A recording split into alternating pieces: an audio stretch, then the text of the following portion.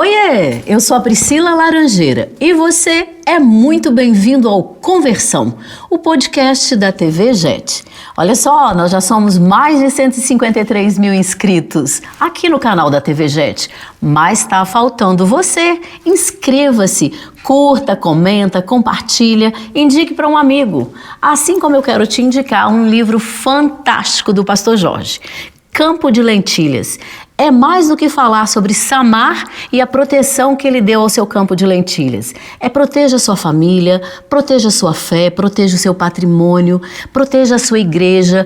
Nós temos muito a aprender com a lição de Samar e com o que o pastor Jorge compartilha com a gente nesse campo de lentilhas. A nossa convidada de hoje, ela é gênio, ela sabe tudo de matemática, ela é escritora, ela é pastora, ela é professora, ela é teóloga, ela é engenheira civil. Pessoal, não falei que é gênio? Ela é maravilhosa, é extremamente competente e tem uma coisa que eu gosto de falar assim de boca cheia. Minha amiga Kátia Valadares. Oi, Priscila, pastora, como vai? bem-vinda. Tudo bem? Obrigada pelo convite. E aí, Kátia, finalmente nós vamos poder falar sobre o projeto Te Amar e muito mais, né? Amém, isso mesmo. Vamos falar. Conta um pouquinho de você. Por que exatas? Por que matemática? Eu sempre amei matemática, sempre fui da área de exatas, sabe, Priscila? Eu gosto muito de exatas. Você acha fácil? Acho muito fácil. Ai, me dou muito mal nisso. Muito tranquilo para mim. Meu pai é da área de exatas, eu sou muito apaixonada com meu pai e a gente sempre foi nesse foco. Meu pai é industrial metalúrgico e eu gosto muito da área de exatas, né? Ele trabalha muito com ferro, bronze e alumínio por um período de tempo e eu sempre passava lá na indústria para ver como funcionava, vendo o funcionamento. Eu gosto muito de exatas, dos números, eu tenho muita facilidade e eu gosto, né? Você teve um tempo atuando como professora. Você considera o magistério uma missão, um chamado? Sim. É muito interessante porque você falou aí um monte de coisa que eu sou, né? Mas assim, como professora, eu fiz matemática e fiz engenharia civil. Quando eu terminei engenharia civil e terminei matemática, os dois cursos juntos, o Senhor virou para mim e falou assim: filha, eu quero você na sala de aula cuidando de pessoas. Poxa vida. Aí eu voltei para a sala de aula. Papai já tinha montado o escritório para mim, eu já estava tudo bem, tudo direitinho, mas eu não sentia paz no escritório montado, com a prancheta, que antigamente tinha prancheta, né? Uhum. Hoje é AutoCAD, BIM, etc. Mas aí eu falei: pai, olha, eu sinto muito, mas eu vou obedecer ao Senhor. Eu vou voltar para a sala de aula, eu vou dar aula.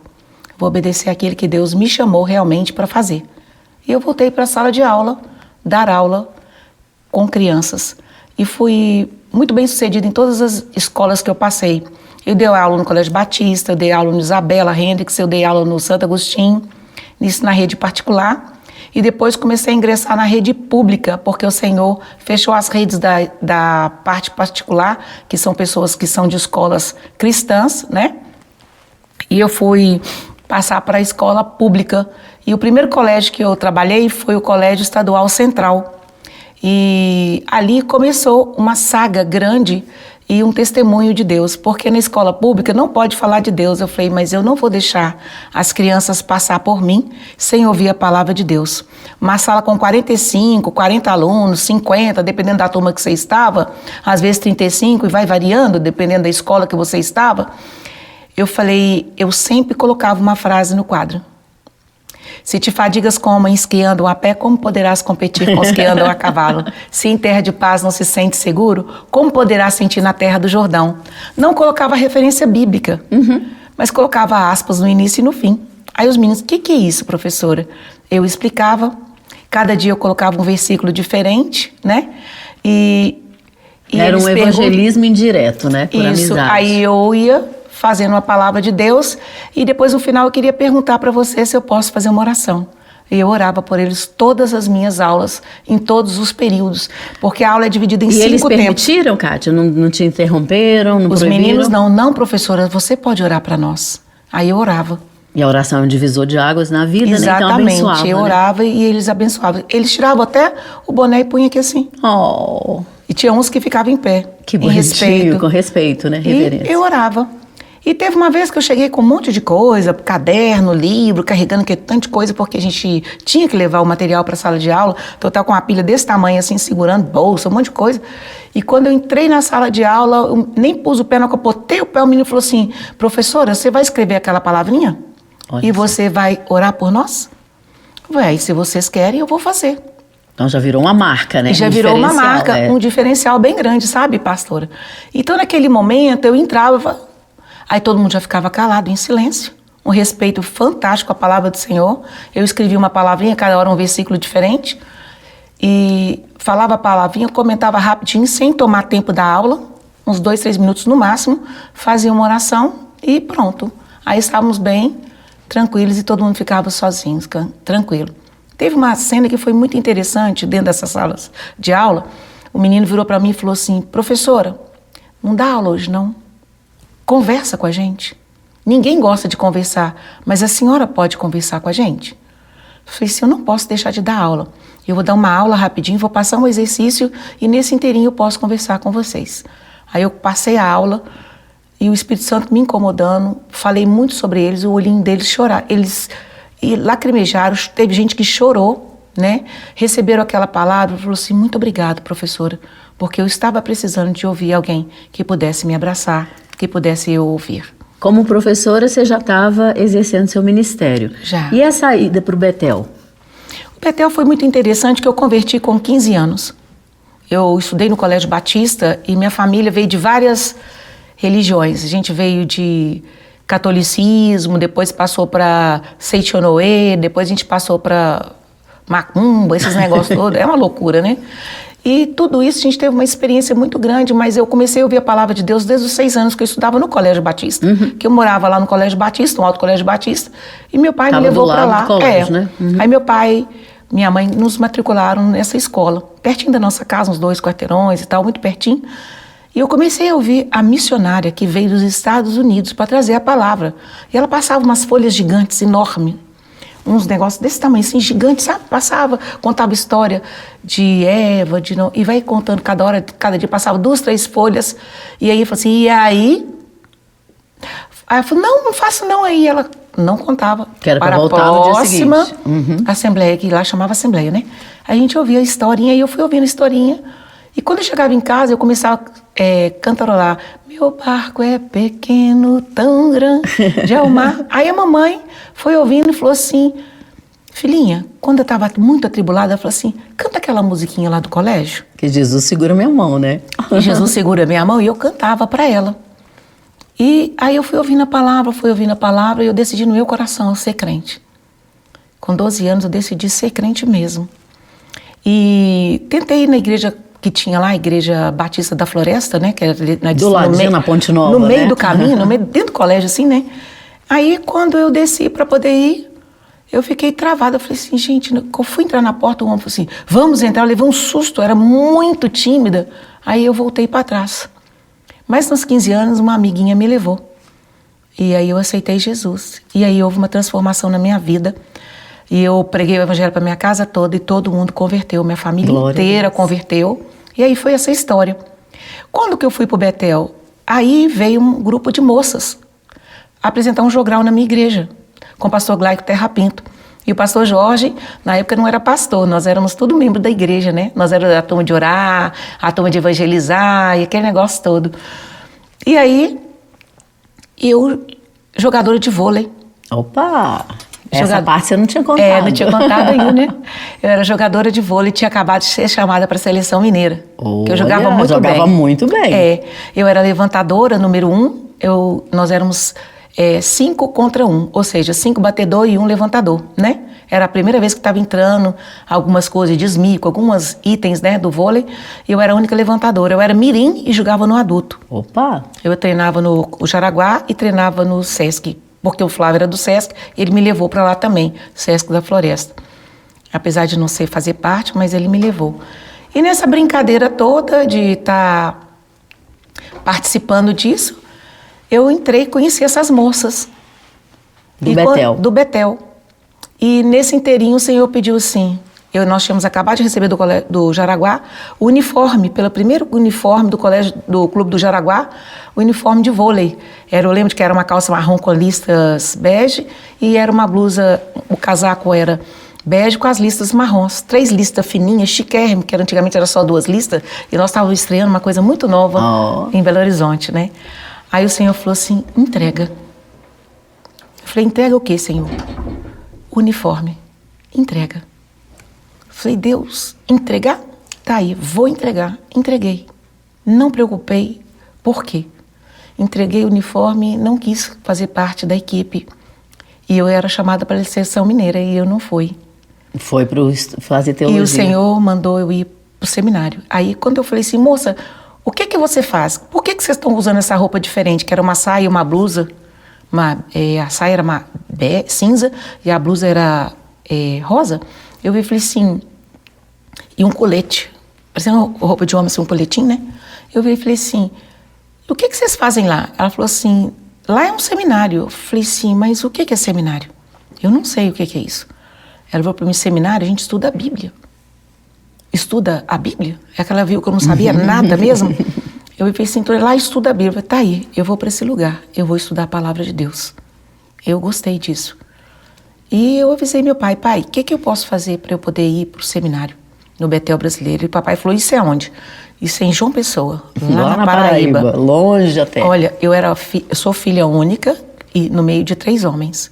E na minha família, a parte do meu pai, são 9 netos. Dos 9 netos, são 8 homens e eu de mulher. E para sair disso era complicado. Era complicado. Ele deixava... E eu precisava da autorização do papai. Ele falou assim, vou conversar com a dona Lídia. E dependendo do que ela falar, eu vou te autorizar. Eu falei, você pediu mais fácil. Só se Deus me tocar. Eu falei, aí você pediu mais fácil. Deus, se o senhor tem esse objetivo... Vai tocar, né? Toca no papai para mim. Eu quero ir para esse lugar aí. E eu falei assim, se é para mim ir para esse lugar, me fala na palavra de Deus. Eu não conhecia a Bíblia direito. Eu não tinha domínio da palavra. Eu tinha uma Bíblia novinha que o pastor Glauco me deu. Eu peguei a Bíblia e abri a Bíblia no meio. Abri a Bíblia onde que desce. E abriu em Amós 4:4. Vinde a Betel. Aí você falou, poxa vida, aí não tem nada mais claro, eu falei né? assim, Deus, vinde a Betel. Não, peraí, isso é brincadeira. Eu fechei a Bíblia de novo. Aí eu fechei a Bíblia e falei assim, Deus, se for para mim para esse lugar, só me fala. Eu abri a Bíblia novinha. Não tinha assim, não tinha assim, viciado, estava viciada naquele negócio. Vinde a Betel. Aí você falou, não tem dúvida. Falei, oba, então é para ir mesmo. Oh, glória a Deus. E meu pai virou para mim e falou assim, e o pastor Glauco, nesse dia que elas estavam chamaram quem tinha chamado para o ministério. Eu não sabia nem o que era isso, falei, que para ir para o Betel. Ele falou para ir para o Betel, eu já entendi. Falou, para o ministério, eu não sabia o que era, não, mas eu sabia que era para ir para o Betel. Aí eu fui lá na frente, nós éramos 8 moças. Aí nós fomos, o pastor orou pra gente, falou, se vocês realmente querem, vocês não precisam de preocupar com nada, eu vou pagar tudo. Olha só, a parte financeira resolvida. Eu já não tive a parte né? financeira. A parte financeira, fazer a parte pessoal, vocês... Resolve com a família, né? Com a família de vocês. Falei, ótimo, maravilha. Não precisa, nem preocupei, nem tinha jeito de preocupar, porque eu não preocupava com essas coisas, né? E aí, minha mãe arrumou uma mala, pastora, desse tamanho, dessa largura, enxoval, né? Desse tamanho. E a dona Lídia virou e falou assim, vocês fazem o seu enxoval. Eu falei, dona Lídia, eu não vou casar. Eu vou para o seminário. Eu não vou casar, eu vou para o seminário. Eu sou muito nova para casar. Eu tenho 16 aninhos. E ela virou para mim e falou assim, não, filhinha, o enxoval significa as coisas para você, roupa de campo, pra você dormir, tudo isso que você está falando aí, pastor. Eu falei, tá, isso é enxoval? Então isso aí eu vou fazer. Aí eu pus a mala lá no chão do meu quarto, ela falou assim, põe a mala no chão do seu quarto, e à medida que você for ganhando as coisas, você vai colocando as coisas lá. Então eu pus a mala no chão do meu quarto, e à medida que eu ia ganhando as coisas, ia pondo lá. Quando eu abri, não tinha nada. Meu pai, pode ir, mas ele não me deu dinheiro. Não? Ele não me deu nada. E minha mãe arruma minha tia assim, vem cá que eu quero te dar umas coisas. Minha tia tinha mania de comprar as roupas e pegar o fio da roupa assim e puxar. Então ela descosturava as roupas todas. Oh, meu pai. Aí minha mãe era costureira, mas costureira só pra casa. Ela falou assim, eu falei, mãe, a tia me deu um monte de roupa, mas tudo descosturado. Tudo ela puxou, a fio, tudo novinho, mas tudo descosturado. Mamãe, não tem problema, eu entro na máquina, elas fecham tudo. Mamãe fechou tudo. Eu levei um monte de roupa, um monte de conjunto, roupas maravilhosas, que tinha que usar saia, porque a gente ia frequentar algumas igrejas que não aceitavam, né? Naquela época, calça, essas coisas. Quando eu vi, minha mala estava cheia com tudo que estava na lista que foi pedido. Eu não me preocupei com nada, eu orava e estava tão feliz e fui para o Betel. Então você foi para o Betel. Mas nos dias atuais, em Getsemane, você cuida do projeto que tem um nome muito lindinho. Conta pra gente sobre o Projeto Te Amar. O Projeto Te Amar surgiu do pastor Jorge. Eu trabalhava na igreja, ajudava um e outro pastor, depois de ter saído de um ministério lá, com algumas conjecturas que aconteceram. E o pastor me chamou: filha, arruma uma sala para você. Dirigiu o ministério. Falei: pastor, ministério não é assim. Pastor, Deus falou com você para eu ter um ministério aqui? Ele falou: não, ele não falou comigo. Eu falei: mas ele também não falou comigo, não. Deixa eu ir trabalhando aqui na igreja mesmo, que vai ficar tudo ótimo. Na hora que Deus falar assim, faça esse ministério, aí o senhor me chama, aí eu vou estar pronto. E se Deus falar comigo, eu vou falar com o senhor, tá bom? Tá bom. A gente era muito amigo lá na Batista da Floresta, porque a gente cresceu, bem dizer, junto no evangelho, assim. Eu já tinha 15, ele já tinha mais anos, né? E ele evangelizava e orava. Beleza, passou um tempo, pastora. Eu abracei o pastor já e falei: ó, pastor, fica tranquilo, vai dar tudo certo, tá? Continuei trabalhando, fazendo, ajudando os pastores, fazendo uma obra aqui, outra colar. E um dia, ele abriu a porta de vidro, essa porta, quando ele sobe a escada, ele abriu a porta de vidro e falou assim: antes que você fale alguma coisa comigo, minha filha. Eu falei: sim, eu quero falar uma coisa com você. Põe um projeto na minha mesa, porque eu gostaria que você cuidasse de mães que criam filhos sozinhos. Essa é a tônica do Projeto Te Amar. Essa é a tônica. Aí eu falei assim: filhos sozinhos? Ele falou assim: eu sei que você não é casada, que você não tem filho sozinho, mas eu sei que você vai dar conta. Põe esse papel essa semana na minha mesa. Não precisa ser grande não, um papelzinho, tranquilo, fino, põe lá na minha mesa. Eu falei: tá bom, pastor, eu vou te obedecer, vou fazer. Mas inicialmente ele tinha pensado só em mães que criavam filhos sozinhas? Só. Aí, encontrando com um menino que estava gerenciando a mocidade, que na época chamava mocidade, agora que chama juventude, né? Uhum.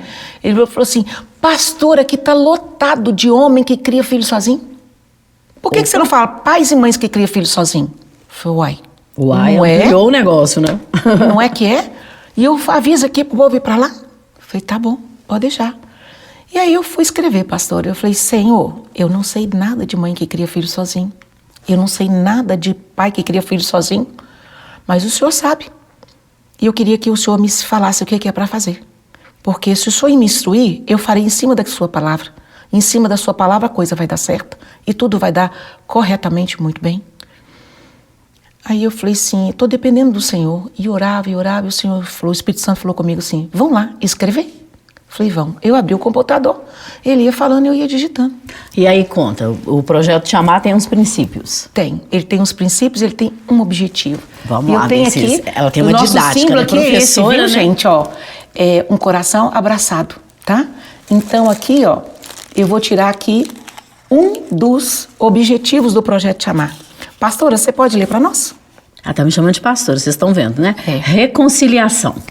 Então, a reconciliação, Deus estava colocando, esses pais precisavam de ter um encontro com Ele, uma reconciliação direta com Deus. Certo. Você precisa tirar o foco do problema e agora voltar para Deus. O seu problema é reconciliar com Deus, mas também reconciliar com você mesmo, porque é muito difícil você criar um filho sozinho depois que o cônjuge foi embora. Porque o cônjuge pode ir embora, que é um abandono, pode morrer, pode desistir. Tem vários motivos de você criar sozinho, né? Porque quando o cônjuge morre, é viúva. E ali é o cônjuge que foi embora mesmo. Então você cria sozinho porque foi abandonado. Ou você vem de uma história que você teve alguns possíveis maridos e você teve filho de alguns deles. Certo. Né? Então a história é bem grande. Então você precisa de reconciliar com Deus. Saber que Ele é seu pai, que Ele cuida de você, Ele tem os olhos voltados para você, porque você é menina dos olhos do Pai.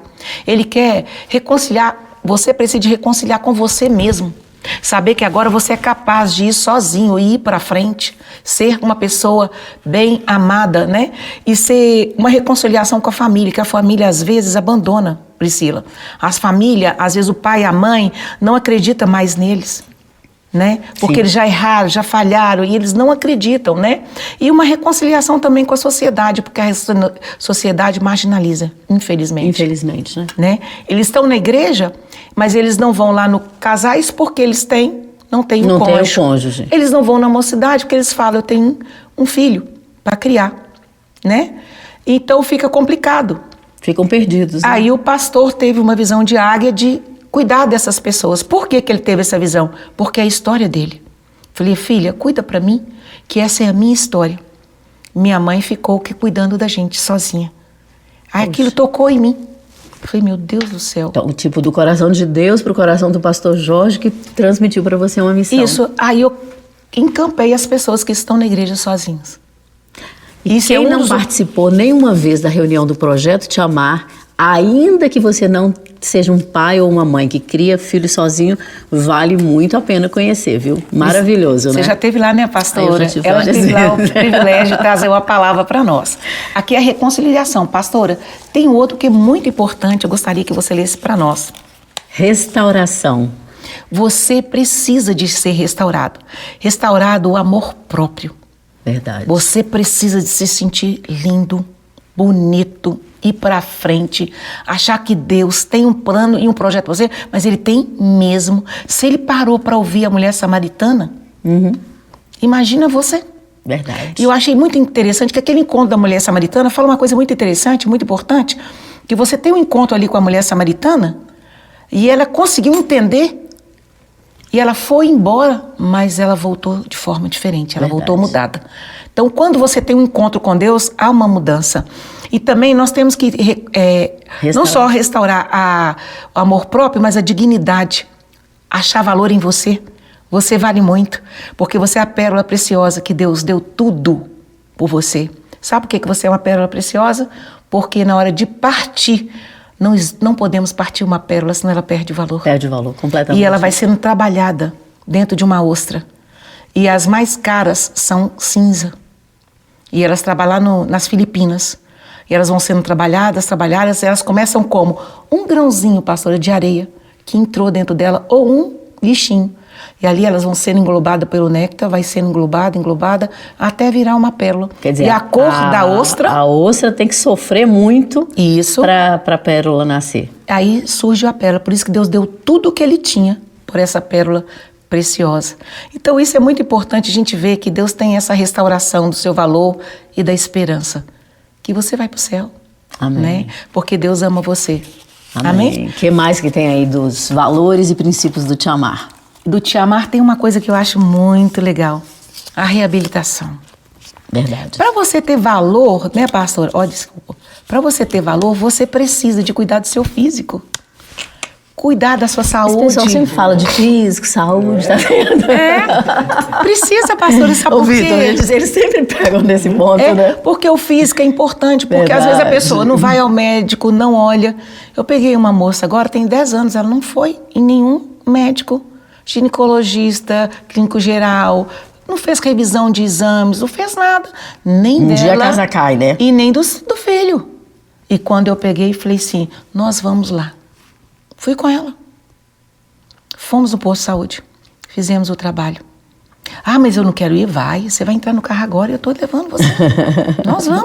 Nós vamos sim. Foi, porque às vezes, pastor, a gente tem que pegar e ir com eles. E aí começou o caminho. Ah, não doeu nada. Tomou, pastor, só teve vezes que tem três injeções de uma vez, de vacinas diferentes. E tá ótimo agora. Cássio, fala a verdade. No Te Amar tem casamento? Tem. Acontece esse tipo de encontro também? Acontece. O objetivo do projeto... Não é esse, eu sei que não. O objetivo do Projeto Te Amar é colocar você inteiro para continuar vivendo. Sim, porque você Agora, cria filhos sozinho, tem Você N cria desafios, filhos, né? N desafios. Mas se você encontrar com alguém e achar bacana, e orar ao Senhor, e for E o pessoal do Senhor, vai todo bonito lá, né? vai, todo mundo bonito, todo mundo. Você já viu que os meninos são tudo lindos? E as moças Olha, eu também? não sei se os meninos são todos lindos, mas eles vão lindos. Não posso te complicar, né, pastor? Não, é melhor não. E essa reabilitação, ela é mental, ela é emocional, espiritual, educacional e profissional. Opa, completa. Completa. Verdade. Sabe por quê, pastora? Isso aqui é os objetivos do Projeto Te Amar. E a gente consegue. Teve uma moça agora que ela teve câncer, né? Uma das meninas. E nós oramos e Deus curou o câncer do ovário. Ela foi curada. Passaram-se 2 anos. E não é a Kátia orando, não, a pastora Kátia orando, não. É todo o projeto. Porque quando a igreja ora, a coisa acontece. Verdade. E passou uns 2 anos, ela teve no fígado, acho que é baço e pâncreas. Todos os órgãos vitais, né? Isso. Aí ela foi fazer a cirurgia. Aí, olha, pastora, eu vou voltar lá. Ela fez a quimioterapia, perdeu os cabelos e ela me ligou, pastora, eu perdi os cabelos. Do outro lado eu não tinha palavras. A lágrima desceu, eu segurei, fiquei assim, né? E falando bem, mas por dentro... Arrasada, né? É. Falei, não, filha, você vai superar essa. Eu já mudei a fase, não aguento. Quando vem o problema, pode saber, existe um lugar espaçoso e Deus quer te colocar dentro dessa porta, usufruindo melhor de Deus. Falei isso para ela e falei, vamos orar. E ali oramos. Tornou-se uma intercessora, né? Isso. E naquele momento, pastora Priscila, o que acontece? Que é muito importante. Ela foi fazer a cirurgia e já tinha um esquema das pessoas que iam ficar com ela lá, que ela mesma já tinha conseguido as pessoas, do projeto mesmo e de algumas outras fora. Aí ela me liga, não tem ninguém para ficar na quarta durante o dia, na quarta à noite e na quinta durante o dia. Apareceu uma pessoa para ficar na quinta durante o dia, apareceu uma pessoa para ficar lá do projeto, para ficar na quarta durante o dia, mas não tinha para ficar ninguém para ficar de noite. Falei, ó, de noite se não tiver ninguém eu vou ficar, porque durante o dia eu Você não cuida do consigo, seu pai, né? Eu tenho meu pai, mas à noite eu fico. Organizei tudo direitinho, cheguei lá e fiquei lá com ela. Aí tiraram o acesso, tiraram tudo do bracinho dela, ela ficou bem suave. Eu falei, que engraçado, já tiraram tudo, não vai colocar soro, não vai colocar nada. E ela ia ficar até domingo, isso era uma quarta-feira, mas não falei nada, fiquei na minha. E fomos dormir. Aí recebeu um chazinho, pastor, tem um chazinho aqui muito bom, né? Tem. Aí eles chegaram com um chazinho assim, mas eu só tomo um pouquinho que eu tenho refluxo, sabe, pastor? Eu não posso tomar mais, não. Eu falei, então tá. Eu falei, o que você vai fazer com o chazinho? Eu falei, não, eu vou tomar com você também. Já que sobrou, eu vou tomar. Toma esse chazinho também, que fica você de um lado e eu do outro, nós vamos ficar tudo tranquilo aqui. Aí Deus deu pra ela o melhor hospital, o Hospital Horizonte, lá em cima. Melhor. Beleza. Tomamos chazinho, ela também tomou, foi só falta eu apagar, tô cansadíssima. Jesus me segura, não deixa eu dormir, pai, pelo amor de Deus, deixa eu ficar acordada. E eu fiquei, na hora que eu levantava, ia com ela, eu voltava e tal. E ela apagou, ela dormiu. Pastora, tá tão gostoso aqui. Eu falei, tá uma maravilha, pode dormir, filha, dorme na paz. E ela dormiu. Quando foi de manhã, abre a porta de uma vezada só, assim, a porta abriu assim. Eu falei, gente, o que é isso? Ele virou e falou assim, o médico, o moço falou assim, uai, você tá desse jeito? Menina, eu olhei pra trás e falei, será que ela caiu da cama? Até assustei. Eu olhei pra ela assim, falei, nossa, levantei assim e tal. A cadeira fez tão barulho, olhei, tava tudo normal. Eu falei, mas que moço é esse que entrou desse jeito na sala? Desse jeito você vai embora pra casa? Glória a Deus. Então liberou ela. Era o médico dela. Ele saiu e falou assim, Suzana, quem que é esse moço? Ela falou assim, é o meu médico. Eu falei, nossa, ele tá mandando você embora? Eu falei, tá. Aí ela foi tomar banho e nós fomos embora. Nosso tempo está acabando e você tinha uma história fantástica que aconteceu no Projeto Te Amar, além da cura da Suzana. Sim, nós temos a história de uma moça. Ela estava grávida de 8 meses e ela chegou no culto toda alegre, todo mundo alegre, feliz. Ela chegou para mim, eu fui atendê-la. E ela virou para mim e falou assim, pastora, eu quero te contar uma coisa. E fizeram uma rodinha em volta de mim. Eu vi que era um assunto mais sério, grave. Falei, conta, minha princesa, o que é que você tem, minha lindeza? Ela falou assim, pastora, eu estou com meu neném aqui. Ela, 8 meses, pastora. 8 meses. Quer dizer, quase no final da gravidez. Isso, faltando um pouquinho para poder ter o bebê. Eu estou com meu bebê morto na minha barriga. Eu falei, o quê? Quem disse que seu bebê está morto? O médico. Eu pensei comigo, que médico é esse que deixou o neném morto na barriga da pessoa? Da minha princesa? Eu falei assim, sério? E nós estávamos numa campanha de libertação e de cura. De libertação, cura. E nós fomos para a campanha e eu fui atrás dela orando. Falei, Deus, eu não aceito isso. E guerreamos e oramos e tal. E aí o pastor fez a oração, nós estávamos numa campanha, naquele dia nós tínhamos um convidado, o convidado fez uma oração e orou especificamente para ela. Na hora que ele orou para ela, a barriga dela deu um chute. O bebezinho.